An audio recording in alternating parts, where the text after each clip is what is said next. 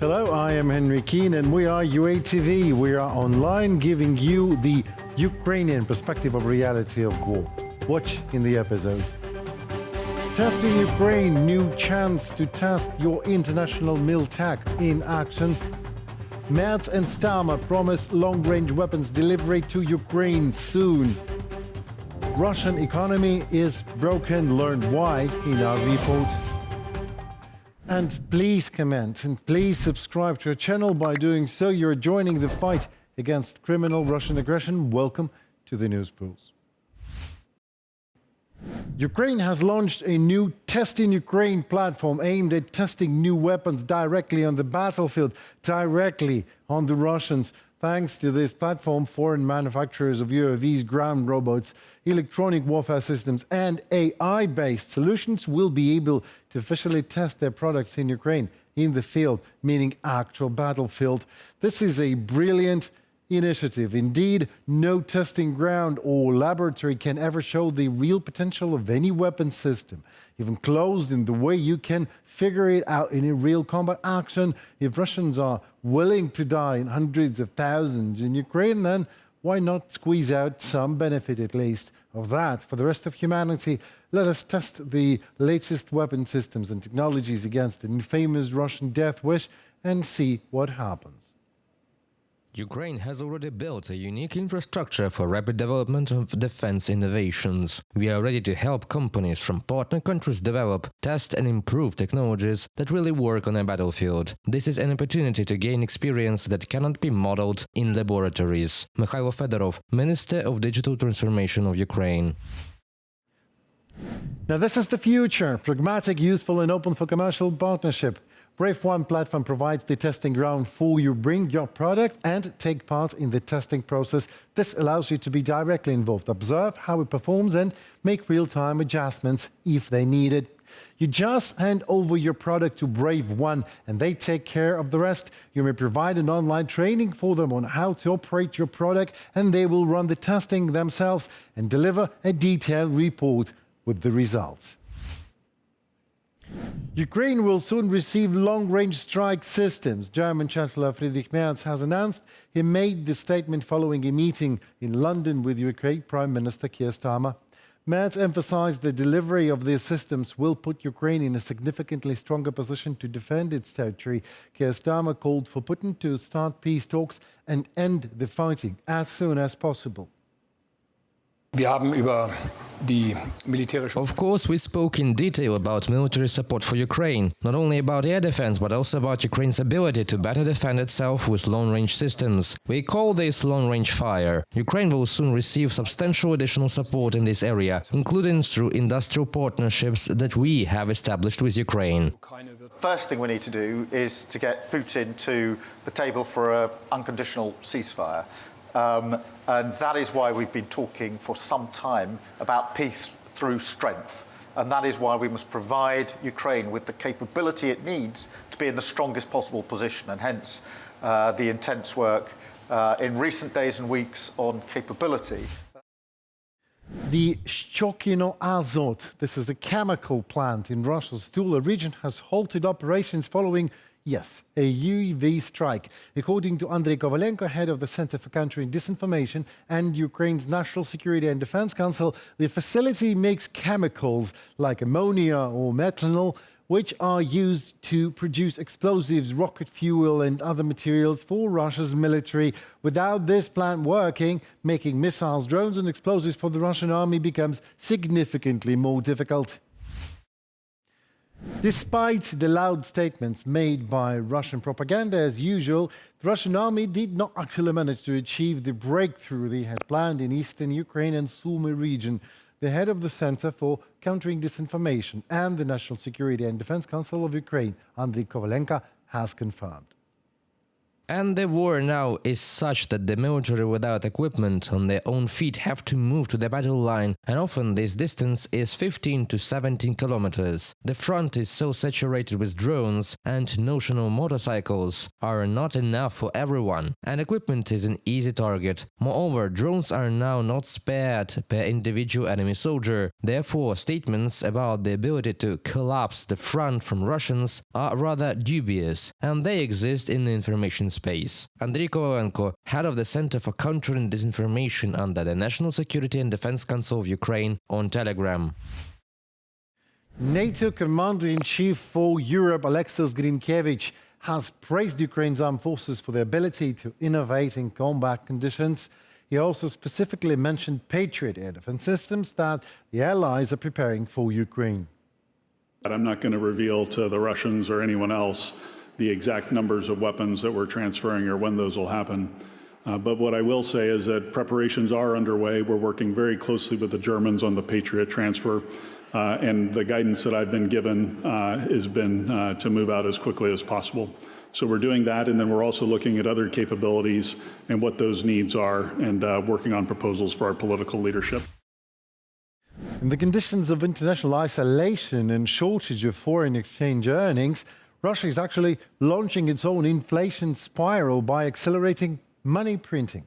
Economists warn such actions are followed not only with the growth of poverty, but also with social upheaval, mass fiscal emission in the conditions of sanctions, and falling GDP may lead to destabilization of the entire financial system of the country. Они просто печатают деньги. They are simply printing money massively. They are using this printed money to replace the bank's capital. As a result, the banking system is collapsing. Right now, the situation is such that several banks in Russia are essentially being propped up by the central bank. But instead of real capitalization, it's just flooding the system with monopoly money. These fake funds flow through the bond market into the finance industry. In other words, banks buy government bonds, and then the finance ministry uses that printed money to plug holes in the federal budget. So here is what is happening. The Central Bank of Russia, through simple, straightforward and constant and actually stupid printing hard cash, provides financial support to banks that lack capital. This process essentially replaces the bank's capital with new money. Next, this new money, cash, flows into the bond market, purchasing government bonds from the Ministry of Finance of Russia. Yes, so ultimately, this printed new based on nothing money is used to cover the real budget deficit. And it is working for some time, until it doesn't. Putin is afraid of the war's end, Ukrainian President Volodymyr Zelenskyy has said in an interview with Newsmax. The Ukrainian leader also stressed that the Kremlin dictator has no clue what to do with more than 1 million of mobilized for this war, so he just can't stop. Putin has mobilized 1,200,000 Russians. More than 1 million have already been killed or wounded. Today he still has about 1,200,000 troops on the battlefield. Why does he fear an end to the war, a ceasefire? One reason is that these people will come home. And what will they come home with? What will happen to them? Psychologically, they are unstable. They didn't fight defending their homes. They are unhealthy. They fought a war for what? They will come back different. Volodymyr Zelenskyy, President of Ukraine, in an interview with Newsmax. Every voice matters. Join our community, support independent journalism and help us bring you the truth from Ukraine. Become a member of Ukraine today. Join us now. Increased economic pressure on Russia will significantly accelerate the end of the war, Ukrainian President Volodymyr Zelenskyy confirmed in an interview with the New York Post. Zelenskyy believes that the effect of new sanctions could lead to social changes within the aggressor state. They, Russians, are not as free as our Ukrainian people are, as Europeans. But it's not only about mentality. They are simply afraid that somebody will take away their money or that they will be sent to prison. But when they have less opportunity to get food, their comfort level will go down. When opportunities will decrease and they will be laid off, they will be redundant because of the economy. Employer will fire them. Then a social explosion can come. I think such things will influence him. That's why we want want to put pressure on the Russian economy because the economy directly affects his military capacity. He wants to have an influence on the economy because economy will influence his military sector. President Trump can deliver this message to Putin. The earlier, the faster. Volodymyr Zelenskyy, president of Ukraine, in an interview with the New York Post. The Russian State Duma is working on the possibility of state regulation of purchase prices for just basic foodstuffs. This is reported by Russian propaganda media, not us. Officials say that state control will make it possible to eliminate the possibility of making any frenzy around key products. According to Rosstat, last year, food inflation in the country set a 9-year record of 11.5%. By the end of May 2025, it had accelerated to 12.5%. Such as potatoes rose in price by 173%. This is the maximum figure for 23 years of available official statistics. The annual price increase for butter, for example, reached 34%. For cabbage, 28%. For onions, 41%. Apples, really apples, becomes more expensive for the year by 20%, fish by 25%.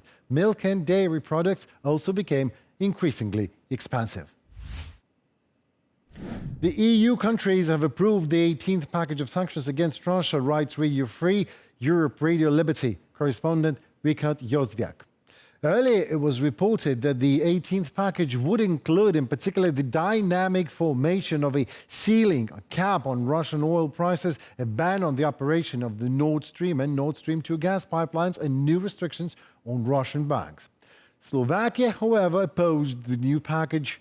Bratislava demanded guarantees from the EU to compensate for possible damage from a complete ban on Russian gas supplies to the Union. Fico said the day before that the country had actually received the guarantees.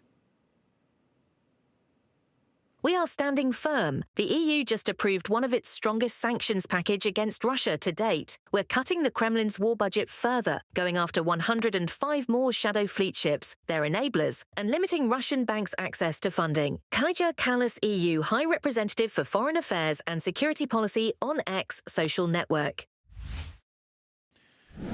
And while Europe has agreed upon the new 18th sanctions package against Russia, Russia is forced urgently to raise taxes to save the budget.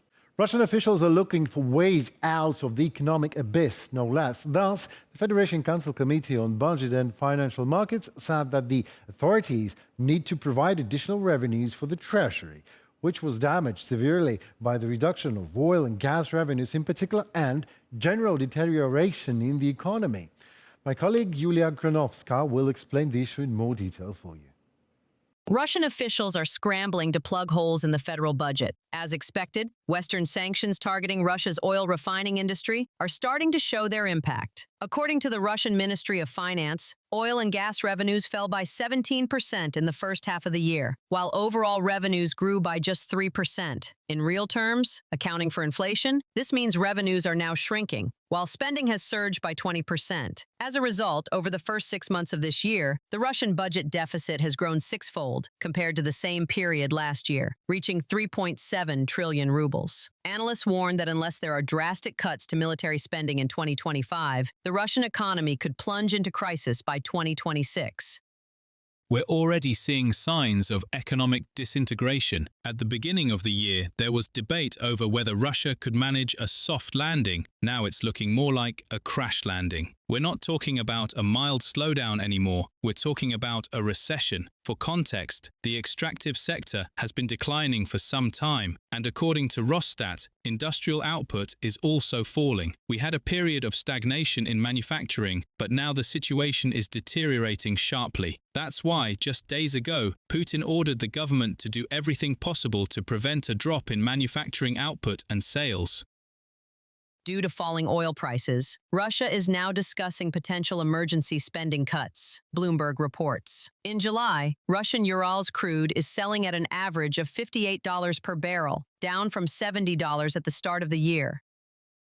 The reserves used to patch up budget shortfalls are running out. the liquid assets in the National Welfare Fund, which stood at $120 billion before the invasion of Ukraine, had dropped to $52.6 billion by July 1, 2025, a 2.5-fold decrease. If oil prices remain low, those reserves could be completely exhausted by next year, according to economists from the Russian Presidential Academy of National Economy and Public Administration, RANEPA, as quoted by the Moscow Times. The federal treasury is growing increasingly cash-strapped, with 1 out of every 3 rubles now spent on the war in Ukraine. That's the highest share of military spending since the Soviet era, and officials haven't come up with anything better than reaching yet again into the pockets of Russian citizens. The head of the Federation Council's Budget and Financial Markets Committee, Anatoly Artemonov, has proposed cutting social benefits and raising taxes. Meanwhile, one of the key suppliers of televisions to Russian brands, the Kvant factory, has not paid its employees since December 2024. Total wage arrears have surpassed 60 million rubles. Between April and July 2025, 24 lawsuits were filed against the company over unpaid wages, according to data from the Moscow City Court. Some of the cases were suspended or left without action, 8 were partially satisfied, 1 was dismissed entirely, and 15 are still under review, from the Moscow Times publication.